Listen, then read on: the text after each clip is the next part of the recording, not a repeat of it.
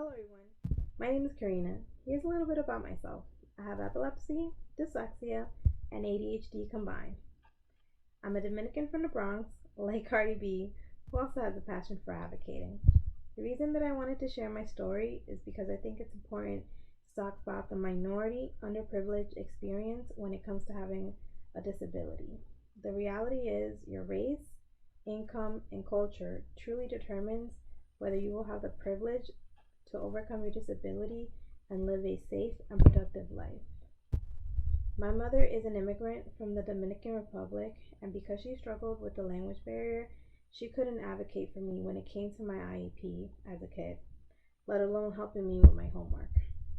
This is why it took me dropping out of college 3 times before I was able to overcome the stigma of being labeled developmentally delayed. It wasn't until I met my mentor, Miss Ivy Lee, in Job Corps that I was able to push through my learning disability. Miss Lee saw potential in me when I didn't see any in myself. It's because of her that I felt empowered. And this empowerment led to me graduating from Hunter College with honors.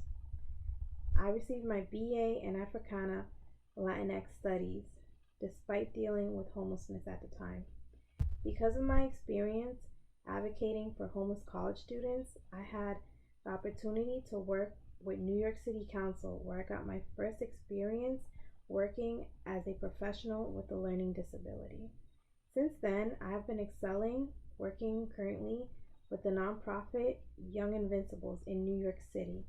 In my personal time, I use my own platforms of Facebook and Instagram to educate my Latin community on disability rights, while providing resources to homeless college students, especially during the pandemic. I was never stupid or incapable of learning. I was just misunderstood and overlooked. The cause for my struggle was never my learning disability. It was the lack of support and resources for underprivileged minorities.